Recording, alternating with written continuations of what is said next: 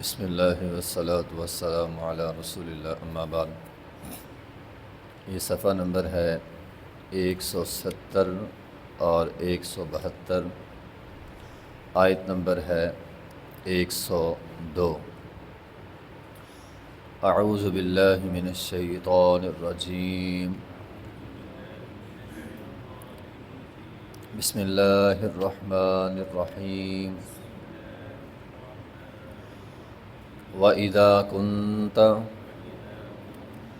فِيهِمْ فَأَقَمْتَ لَهُمُ الصَّلَاةَ فَلْتَكُنْ طَائِفَةٌ مِّنْهُمْ مَعَكَ وَلْيَأْخُذُوا أَسْلِحَتَهُمْ فَإِذَا سَجَدُوا فَلْيَكُونُوا مِنْ وَرَائِكُمْ وَلْتَأْتِ طَائِفَةٌ أُخْرَى لَمْ يُصَلُّوا فَلْيُصَلُّوا مَعَكَ وَلْيَأْخُذُوا حِذْرَهُمْ وَأَسْلِحَتَهُمْ وَدَّ الَّذِينَ كَفَرُوا لَوْ تَغْفُلُونَ عَنْ أَسْلِحَتِكُمْ وَأَمْتِعَتِكُمْ فَيَمِيلُونَ عَلَيْكُمْ مَيْلَةً وَاحِدَةً وَلَا جُنَاحَ عَلَيْكُمْ إِنْ كَانَ بِكُمْ أَذًى مِّن مَّطَرٍ أَوْ كُنْتُمْ مَرْضَىٰ أَن تَضَعُوا أَسْلِحَتَكُمْ وَخُذُوا حِذْرَكُمْ إِنَّ اللَّهَ أَعَدَّ لِلْكَافِرِينَ عَذَابًا مُهِينًا۔ وَإِذَا كُنْتَ، اے پیغمبر جب آپ ہوں، فیہم ان کے اندر موجود، فَأَقَمْتَ تو آپ قائم کریں، لَهُمُ الصَّلَاةَ ان کے لیے نماز کو، فَلْتَقُمْ طَائِفَةٌ مِّنْهُمْ چاہیے کہ کھڑی ہو جائے ایک جماعت ان میں سے، معَکَ آپ کے ساتھ، آپ امام بن جائیں اور آپ کے ساتھ ایک جماعت کھڑی ہو جائے، وَلْيَأْخُذُوا أَسْلِحَتَهُمْ اور اپنا اسلحہ ساتھ پکڑ لے، فَإِذَا سَجَدُوا بس جب وہ سجدہ کر لیں، سجدے سے مراد ایک رکعت پڑھ لیں، فَلْيَكُونُوا مِنْ وَرَائِكُمْ تو وہ ہو جائیں آپ کے پیچھے، وَلْتَأْتِ طَائِفَةٌ أُخْرَىٰ تو وہ جو آ جائے جماعت اخرى دوسری، تو وہ جو دوسری جماعت ہے، دوسرا گروہ ہے، وہ آئے، لم یصلوا جنہوں نے نماز نہیں پڑھی تھی، فلیصلوا معک وہ آپ کے ساتھ نماز پڑھیں، ولیأخذوا حذرهم واسلحتهم اور اپنے بچاؤ کا سامان اور اپنا اسلحہ ساتھ رکھیں۔ ود الذین کفروا چاہتے ہیں الذین وہ لوگ کافروا جنہوں نے کفر کیا، لو تغفلون کہ کاش تم غافل ہو جاؤ، ان اسلحتکم وامتعتکم اپنے اسلحے سے اور اپنے ساز و سامان سے، فیمیلون علیکم میلۃ واحدہ تو مائل ہو جائیں علیکم تم پر، میلۃ واحدہ اچانک دھاوا بولنا، تو اچانک تم پر لپک پڑیں، ولا جناح علیکم تم پر کوئی گناہ نہیں ہے، ان کان بکم اذی من مطر اگر ہو تمہیں تکلیف بارش سے، او کنتم مرضی یا کوئی بیمار ہو، ان تضعوا اسلحتکم تو بیماری کی حالت میں، بارش کی حالت میں اپنا اسلحہ اتار سکتا ہے، وخذوا حذرکم اور پکڑو تم اپنے بچاؤ کا سامان، ان اللہ بے شک اللہ تعالیٰ اعد للکافرین تیار کرتا ہے کافروں کے لیے عذاب مہینہ رسوا کن عذاب۔ کل کی آیت میں ہم نے پڑھا تھا کہ حالت جنگ میں بھی نماز معاف نہیں ہے۔ یہ قرآن کی آیت ہے جس میں اللہ تعالیٰ نے صلاۃ الخوف، خوف کے اندر نماز کیسے پڑھنی ہے اس کا طریقہ بیان کیا ہے۔ احادیث میں مختلف طریقے جو ہے وہ ملتے ہیں۔ جب جنگ ہو رہی ہو یا جنگ ممکن ہو، دشمن سامنے ہے کسی بھی وقت جنگ شروع ہو سکتی ہے، اس وقت صلاۃ الخوف پڑھی جائے گی۔ اس میں پھر پہلے تو یہ دیکھا جائے گا دشمن کس جانب کھڑا ہے۔ اگر تو دشمن قبلے کی رخ ہی کھڑا ہے، آپ کا منہ قبلے رخ ہی ہے، پھر نماز پڑھنے کا طریقہ اور ہے۔ اگر دشمن قبلے کے دوسری طرف یا کسی اور طرف کھڑا ہے تو پھر نماز پڑھنے کا طریقہ اور ہے۔ جس طرح ہمارا دشمن انڈیا ہے تو وہ ہمارے مشرق میں ہے، تو پھر نماز پڑھنے کا طریقہ اور ہوگا۔ اگر کوئی ایسا دشمن ہے جو ہمارے مغرب میں قبلے کی طرف ہوگا تو پھر نماز پڑھنے کا طریقہ اور ہوگا۔ یہ جو اس آیت کے اندر طریقہ ہے، یہ ہے جب دشمن قبلے کی سمت نہ ہو تو کیا کرنا ہے۔ مسلمانوں کی جماعت کے دو گروہ بن جائیں گے، دو گروہ بن جائیں گے۔ ایک گروہ اپنے اسلحے سمیت، تلوار ہے، نیزہ ہے، آج کے زمانے میں بندوق ہے، جو بھی ہے، جو بھی آج کے دور کا جدید اسلحہ ہے، اپنا اسلحہ پہنے رکھے گا۔ پہن کر ایک گروہ امام کے پیچھے صف بنائے گا اور نماز پڑھے گا۔ نماز پڑھے گا ایک رکعت، امام کے ساتھ پڑھے گا ایک رکعت۔ ایک رکعت کے بعد وہ جو صف، جو گروہ جس نے ایک رکعت پڑھی ہے، وہ وہاں سے اٹھے گا اور دشمن کے سامنے کھڑا ہو جائے گا، اور جو دو جماعتیں ہوگی اتنا، ایک پیچھے نماز پڑھے گی اور ایک جماعت دشمن کے سامنے کھڑی رہے گی۔ پھر وہ دوسری صف جو دشمن کے سامنے کھڑی تھی وہ امام کے پیچھے آئے گی اور امام ان کو بھی ایک رکعت پڑھائے گا۔ ایک طریقہ یہ ہے۔ دوسرا طریقہ یہ ہے کہ امام پہلی صف کو، وہ جو پہلا گروہ ہے، اس کو بھی دو رکعتیں پڑھائے گا۔ وہ دو رکعتیں پڑھ کر چلی جائے گی، امام بیٹھا رہے گا۔ پھر وہ جو صف دشمن کے سامنے ہے وہ پیچھے آ جائے گی، وہ بھی دو رکعتیں پڑھے گی۔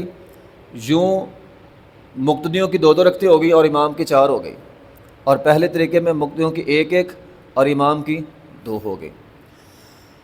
تیسرا طریقہ یہ ہے کہ امام ایک رکعت پڑھائے گا، ایک رکعت پڑھا کر بیٹھ جائے گا۔ مقتدی کیا کریں گے، ایک گروہ امام کے پیچھے ایک رکعت پڑھے گا، امام ایک رکعت پڑھانے کے بعد بیٹھا رہے گا، مقتدی اپنی اپنی دوسری رکعت پڑھیں گے۔ پڑھنے کے بعد وہ وہاں سے اٹھیں گے، چلے جائیں گے دشمن کے سامنے، اور دشمن کے سامنے جو صف کھڑی ہے وہ واپس آئے گی۔ پھر امام ان کو ایک رکعت پڑھائے گا۔ ایک رکعت پڑھانے کے بعد امام بیٹھا رہے گا، پھر وہ اپنی ایک ایک رکعت پوری کریں گے، اور پھر آخر میں سب مل کر سلام پھیریں گے۔ اب یہ جتنی نقل و حرکت ہو رہی ہے یہ ساری درست ہے، یہ ساری نماز تصور ہو گئے۔ صحابہ کا یا صف والوں کا، مجاہدین کا اسلحہ اٹھانا، امام کے پیچھے آنا، پھر دشمن کے سامنے جانا، یہ سارا نماز ہی ان کا تصور ہوگا۔ اگر دشمن ہو قبلے کی سمت، جس طرف قبلہ ہے اسی طرف دشمن کھڑا ہے، تو پھر کیسے نماز پڑھنی ہے؟ پھر احادیث کے اندر آتا ہے، نبی علیہ الصلوۃ والسلام نے نماز پڑھائی تھی صحابہ کرام کو ایک دفعہ صلاۃ الخوف، دونوں ہی صفیں امام کے پیچھے جمع ہو جائیں، دو گروہ جو بنائے تھے نا، اب وہ دونوں ہی امام کے پیچھے ہوں گے۔ لیکن اس کا طریقہ یہ ہوگا، قیام امام کے ساتھ کریں گے، رکوع امام کے ساتھ کریں گے، لیکن جب باری آئے گی سجدے کی تو پہلی صف امام کے ساتھ سجدے میں چلی جائے گی، دوسری صف نہیں جائے گی، دوسری صف کھڑی رہے گی۔ جب پہلی صف والے اپنا سجدہ مکمل کر لیں گے، اپنی رکعت مکمل کر لیں گے، وہ کھڑے ہو جائیں گے، امام بیٹھا ہوا ہے، امام نے ایک رکعت پڑھا کے بیٹھ گیا۔ اب پہلی صف والے اپنا سجدہ مکمل کر کے کھڑے ہو جائیں گے، پھر دوسری رکعت والے اپنا سجدہ کریں گے، پھر وہ سجدہ کریں گے، اس طرح سب کی ایک رکعت جو ہے وہ مکمل ہو جائے گی۔ یعنی پڑھیں گے ساری، لیکن سجدہ اپنا اپنا کریں گے۔ یہ جو ممکنہ طریقے ہیں یہ اس صورت میں ہیں جب دشمن کے ساتھ لڑائی متوقع ہے، لڑائی ہو نہیں رہی، متوقع ہے، کسی بھی وقت ہو سکتی ہے، حالت جنگ میں ہے۔ اگر صورتحال ایسی ہو کہ دشمن کے ساتھ لڑائی ہو رہی ہے، سب کا اس طرح مل کر جماعت کے ساتھ نماز پڑھنا ممکن نہ ہو تو پھر انفرادی نماز ہے، ہر بندہ اپنی اپنی نماز پڑھے گا، کھڑا ہو کے، بیٹھ کے، لیٹ کر، اشاروں کے ساتھ جیسے ممکن ہے ویسے نماز پڑھ لے گا۔ اگر صورتحال اس سے بھی زیادہ سخت ہے کہ اشارے کے ساتھ نماز پڑھنے کا بھی موقع نہیں مل رہا تو پھر نماز بعد میں پڑھے گا۔ صحابہ کرام کے زمانے میں بہت سارے واقعات ایسے ملتے ہیں کہ پھر انہوں نے بعد میں نماز پڑھی۔ خود نبی علیہ الصلوۃ والسلام نے خندق کے موقع پہ عصر کی نماز نہیں پڑھی تھی، مغرب ہو گئی تو آپ نے فرمایا آج دشمن کی وجہ سے ہماری عصر کی نماز رہ گئی، تو نبی علیہ الصلوۃ والسلام نے مغرب کی نماز کے بعد پہلے عصر کی نماز پڑھی اور پھر مغرب کی نماز پڑھی۔ اسی طرح صحابہ کرام کا ایک لشکر تھا جو تستر قلعہ فتح کرنے گیا تھا، تو انہوں نے کیا کیا، رات کو جنگ شروع کر دی، ساری رات جنگ شدت کے ساتھ جاری رہی، فجر کی نماز کا وقت چلا گیا، جنگ شدت کے ساتھ جاری رہی، پھر جب سورج نکلا تب جا کے جنگ تھوڑی سی تھمی تو صحابہ کرام نے فجر کی نماز جو ہے وہ ادا کی۔ اس سارے منظرنامے میں دو تین باتیں بڑی ہی اہم ہیں۔ ایک یہ ہے کہ اگر کسی شرعی عذر کی وجہ سے جماعت کے ساتھ نماز رہ جائے اور وقت چلا جائے، بعد میں جب نمازیں جمع کرنی ہے تو ترتیب کے ساتھ کرنی ہے۔ خندق کے موقع پہ آپ نے عصر کی نماز رہ گئی تھی، مغرب کے بعد پہلے عصر کی پڑھی پھر مغرب کی پڑھی، یہ نہیں کیا کہ امام کے پیچھے پہلے مغرب کی پڑھ لیں بعد میں عصر کی، نہیں، آپ نے ترتیب ملحوظ خاطر رکھی، تو آپ امام کے پیچھے پہلے عصر کی نماز پڑھیں گے اور اس کے بعد جو ہے وہ اپنی مغرب کی نماز پڑھیں گے۔ دوسری بڑی ہی اہم بات وہ یہ ہے کہ اب دیکھیں یہ حالت جنگ ہے کہ ایسا ممکن نہیں تھا نبی علیہ الصلوۃ والسلام دو گروہ بناتے اور ہر گروہ اپنا اپنا امام بنا لیتا، ایک گروہ آتا اپنا امام کے ساتھ نماز پڑھتا، وہ چلا جاتا دشمن کے سامنے، دوسرا گروہ آتا وہ بھی امام کھڑا کرتے اور نماز پڑھ لیتے، بڑا آسان طریقہ تھا۔ لیکن حالت جنگ میں بھی ایک امام کے پیچھے نماز پڑھی ہے، اور ہمارے ہاں کیا ہوتا ہے، دکان میں دو لوگ ہیں، ایک جا کے امام کے پیچھے پڑھ لے، دوسرا جا کے خود بعد میں امام بن جائے یا اپنے ساتھ کسی امام کو لے جائے۔ ہماری ایسی کون سی مجبوری ہوتی ہے؟ دوسری جماعت ثابت ضرور ہے لیکن جس طرح ہم نے روٹین بنا لی ہے اس طرح ثابت نہیں ہے۔ آپ غور کریں، نبی علیہ الصلوۃ والسلام کے زمانے میں صرف ایک واقعہ ہوا تھا، دوسری جماعت کروائی گئی تھی، روٹین کے ساتھ نہیں ہوتی تھی۔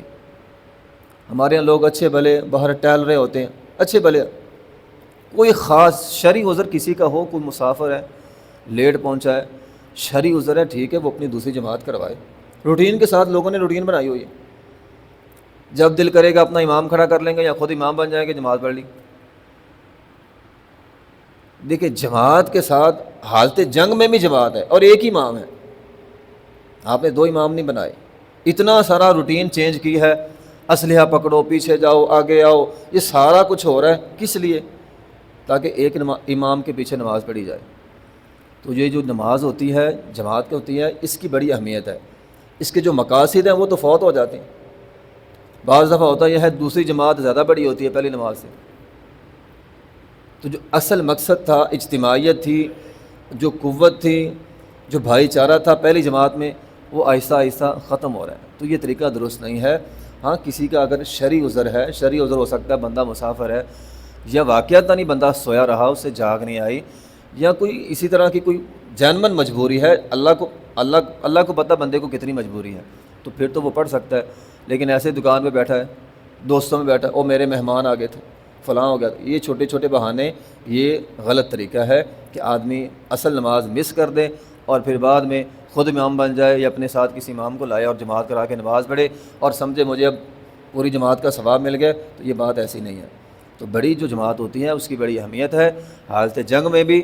اب یہ دیکھیں کتنی بڑی دلیل ہے، اور یہ قرآن کی آیت ہے، کتنی بڑی دلیل ہے کہ آپ نے ایک امام کے پیچھے نماز پڑھی۔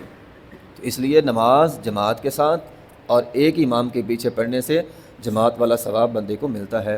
وآخر دعوانا الحمدللہ رب العالمین۔ ہوں۔